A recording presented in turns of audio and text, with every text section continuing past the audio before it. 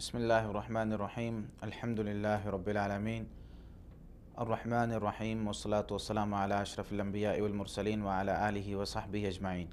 اشہدو ان لا الہ الا اللہ وحدہ لا شریک لہ واشہدو ان محمدا عبدہ ورسولہ صلی اللہ علیہ وسلم۔ ناظرین، شیطان دنیا میں انسان کا سب سے بڑا دشمن ہے، اور جب شیطان انسان پر اپنا حملہ کرتا ہے تو انسان کو بچانے کے لیے اللہ رب العالمین اپنی رحمت نازل کرتے ہیں۔ اللہ تعالیٰ کے جو انعامات اس انسان پر ہیں وہ بے شمار ہیں۔ اللہ رب العالمین فرماتے ہیں وَإِن تَعُدُّوا نِعْمَةَ اللَّهِ لَا تُحْصُوهَا، اگر تم اللہ کی نعمتوں کو شمار کرنا شروع کر دو تو تم شمار نہیں کر سکتے، شمار کرنا چاہو تم شمار نہیں کر سکتے، گن نہیں سکتے۔ تو اللہ رب العالمین کی بہت سی نعمتیں ہیں، ان نعمتوں میں سے ایک نعمت یہ بھی ہے کہ اللہ رب العالمین نے ہمیں اچھا سوچنے کی صلاحیت دی ہے، ہمیں ایک دوسرے کو سمجھنے کی صلاحیت دی ہے، ہم ایک دوسرے کو سمجھتے ہیں اور ایک دوسرے کو سمجھ کر اپنی بات آگے تک پہنچاتے ہیں۔ تو یہ جو ہماری بات آگے تک پہنچتی ہے یہ کئی طریقے سے ہوتی ہے۔ اس کو ہم اگر شیطان سے بچنے کے لیے اسلامی اصولوں کے مطابق دیکھیں تو کئی جگہ پر اس کو نیکی کا حکم دینا، برائی سے روکنا، یعنی عمل بالمعروف و نہی عن المنکر کہا گیا، اور کئی جگہ اس کو وعظ و نصیحت کے نام سے شمار کیا گیا۔ شریعت اسلامیہ میں وعظ و نصیحت یہ بہت بڑا مقام رکھتی ہے۔ اگر کسی قوم سے نصیحت کرنے والے لوگ ختم ہو جائیں تو وہ قوم برباد ہو جایا کرتی۔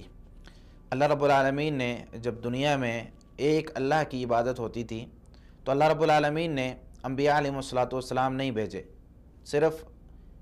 چند لوگ تھے جو اللہ رب العالمین کی عبادت کیا کرتے تھے۔ اس کے بعد جب شرک شروع ہوا تو اللہ رب العالمین نے بہت سے انبیاء علیہ السلام ایک دوسرے کے پیچھے لگاتار بھیجے۔ اللہ رب العالمین انبیاء علیہ السلام کو دنیا میں اس لیے بھیجتے ہیں کہ یہ میرے بندے جو میری راہ سے بھٹک چکے ہیں، میری راہ سے دور جا چکے ہیں، یہ میرے رستے پر واپس آ جائیں اور صرف مجھے یعنی ایک اللہ رب العالمین کو مانیں، اس کی عبادت کریں، اسی کو رب مانیں۔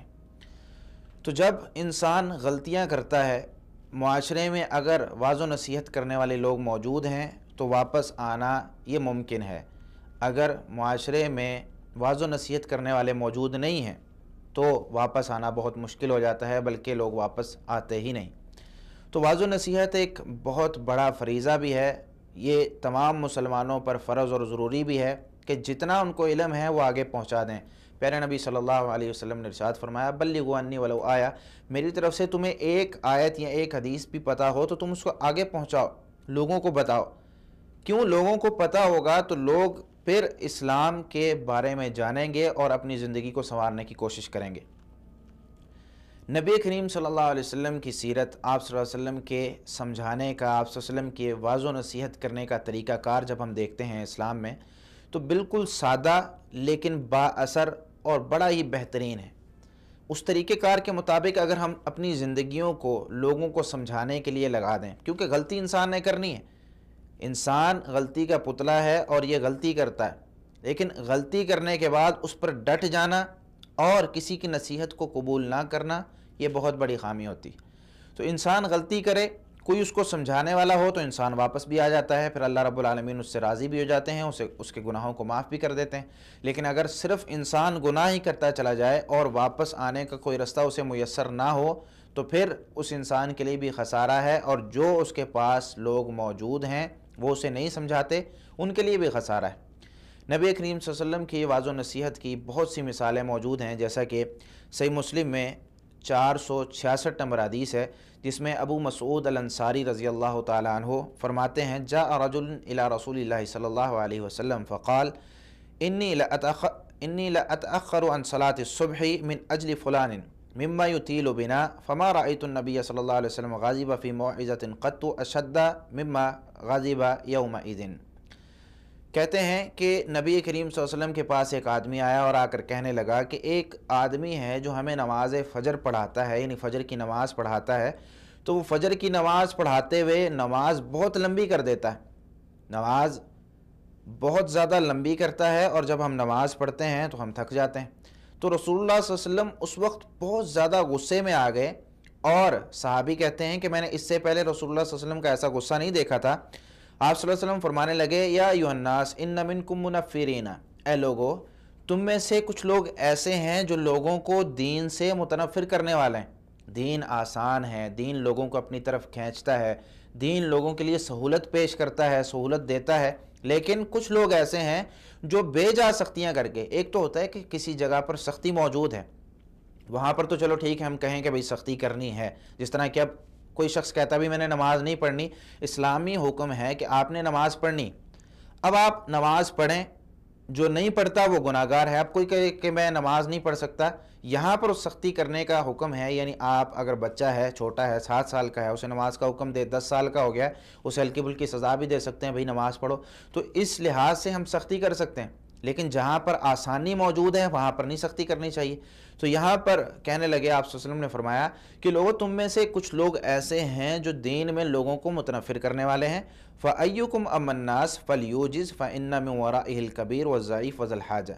تو تم میں سے جو بھی لوگوں کو امامت کروائے تو وہ اس چیز کا خیال رکھے کہ ان کے پیچھے بوڑھے لوگ بھی ہوتے ہیں، ان کے پیچھے کمزور لوگ بھی ہوتے ہیں، ان کے پیچھے ایسے لوگ بھی ہوتے ہیں جن کو کوئی ضروری کام ہوتا ہے۔ اور ایک روایت میں آپ صلی اللہ علیہ وسلم نے مریض کا ذکر بھی کیا ہے کہ ان کے پیچھے، تمہارے پیچھے مریض بھی ہوتے ہیں۔ تو یہ ساری چیزیں خیال اس کا یعنی ضروری رکھنا ہوتا ہے ہم نے کہ ہمارے ساتھ کس طرح کے لوگ موجود ہیں، ہمیں جو واعظ و نصیحت کرنی ہے وہ کس طریقے سے کرنی۔ تو کچھ رہنما اصول ہیں جو کہ شریعت نے ہمیں بتائے ہیں کہ واعظ و نصیحت کرتے ہوئے کئی لوگ ان کے پاس علم ہوتا ہے، آگے پہنچانے کی کوشش کرتے ہیں، لیکن اس میں ان کی ایک چھوٹی سی غلطی اس ایک آدمی کو یا ایک انسان کو اسلام سے کوسوں دور لے جاتی۔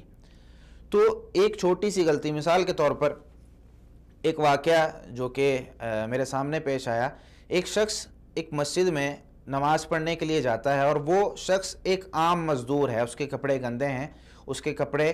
یعنی ظاہری طور پر صاف نہیں نظر آتے، اس پر مٹی بھی لگی ہے، اس پر کیچڑ بھی لگا ہوا ہے، تو ظاہری طور پر صاف نہیں ہے۔ یہ شخص ایک مسجد میں جاتا ہے نماز پڑھنے کے لیے، وضو کر رہا ہے، ظاہری طور پر اس کے کپڑے صاف نہیں ہیں لیکن اندر سے پاک ہیں، کوئی اس پر پلید چیز یا غلیظ چیز نہیں لگی ہوئی۔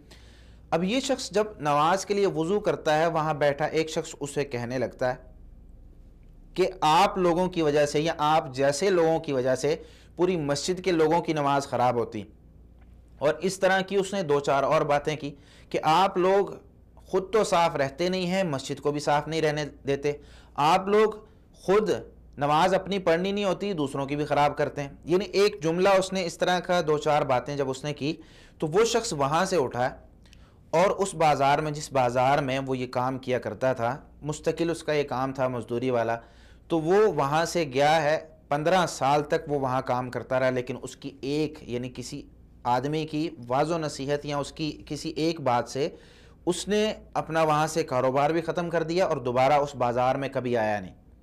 اور اس میں سوچنے والی بات یا حیرانگی والی بات یہ ہے کہ وہ مسجد میں پہلی بار آیا تھا، یہ شخص مسجد میں پہلی بار آیا تھا کہ اس شخص نے ایک جملے کی وجہ سے، یعنی اس شخص کے ایک جملے کی وجہ سے یہ مسجد سے بھی دور چلا گیا اور اپنا وہ محلہ اور بازار بھی چھوڑ گیا۔ اس طرح کی بے شمار مثالیں ہیں کہ ہم بات کرتے ہوئے کبھی سوچتے نہیں ہیں کہ یہ بات ہمیں اس طریقے سے کرنی چاہیے۔ ہم کہتے ہیں بھائی رسول اللہ صلی اللہ علیہ وسلم کا حکم ہے، اسلامی حکم ہے، تو یہ بات درست ہے کہ جب ہمارے پاس علم ہوتا ہے، جب کوئی غلطی کر رہا ہوتا ہے تو ہمارا ایمان کھولتا ہے، ہم ایمانی غیرت یعنی ہماری جو ایمانی غیرت ہے وہ اس چیز کو برداشت نہیں کر سکتی، لیکن ہمیں نبی کریم صلی اللہ علیہ وسلم کی سیرت اور صحابہ کرام کی سیرت کو دیکھنا چاہیے کہ آپ صلی اللہ علیہ وسلم میں کیسی برداشت ہے۔ آپ کو پتہ ہے کہ سنن ابو داود میں وہ ایک مشہور واقعہ ہے جو کئی بار آپ نے سنا بھی ہوگا، جس میں نبی کریم صلی اللہ علیہ وسلم مسجد میں بیٹھے ہیں، ایک آدمی آتا ہے، آ کر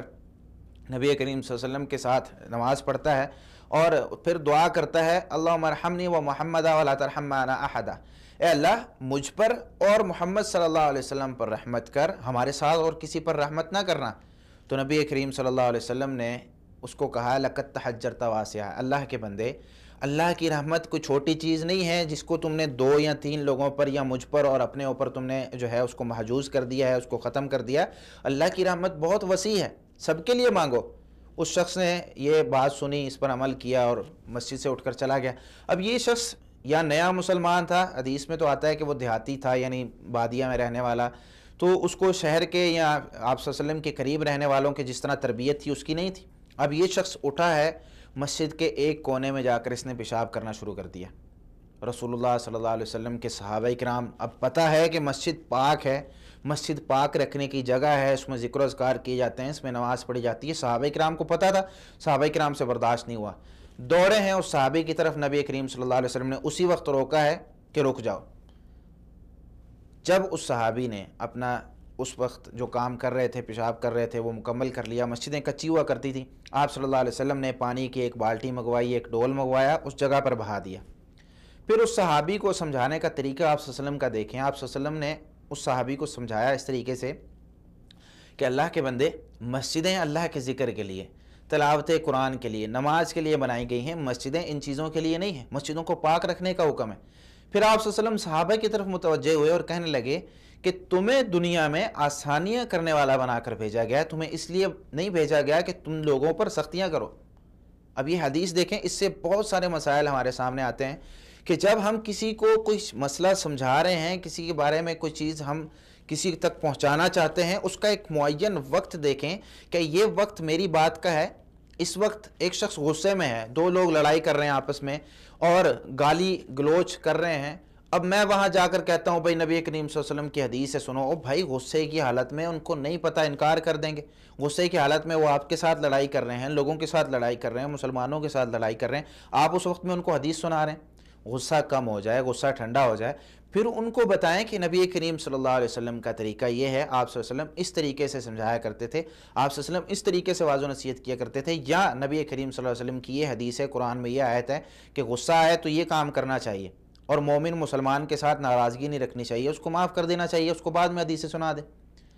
ایک اور واقعہ, ایک شخص, میں ایک مسجد میں تھا تو وہاں پر ایک شخص آیا, نماز اس نے شروع کی, نماز پڑھنے کے لیے وہ کھڑا ہوا تو نماز کا وقت ہو چکا تھا, اس نے گھڑی کی طرف نہیں دیکھا, نماز شروع کر لی. اب تکبیر کہنے والے شخص نے تکبیر کہہ دی, اقامت کہہ دی. اقامت جب کہہ دی گئی تو لوگ نماز کے لیے کھڑے ہو گئے. اب وہ شخص نیا مسجد میں آیا تھا, اس کو نہیں پتا کہ بھئی جب اقامت ہو جائے, پیارے نبی صلی اللہ علیہ وسلم کی حدیث ہے صحیح بخاری وغیرہ میں کہ اذا اقیمت الصلاۃ فلا صلاۃ الا المکتوبہ, کہ حدیث ہے کہ جب فرض نماز کی اقامت کہہ دی جاتی ہے تو اس وقت نفلی نماز نہیں پڑھنی چاہیے, نفلی نماز بعد میں مکمل کر لیں نماز کے بعد, اس وقت فرض نماز, کیونکہ امام کے ساتھ نماز تو نہیں ملنی دوبارہ, تو وہ امام کے ساتھ آپ نماز پڑھیں. تو اس شخص کو نہیں پتا تھا, اس شخص نے اپنی نماز جاری رکھی.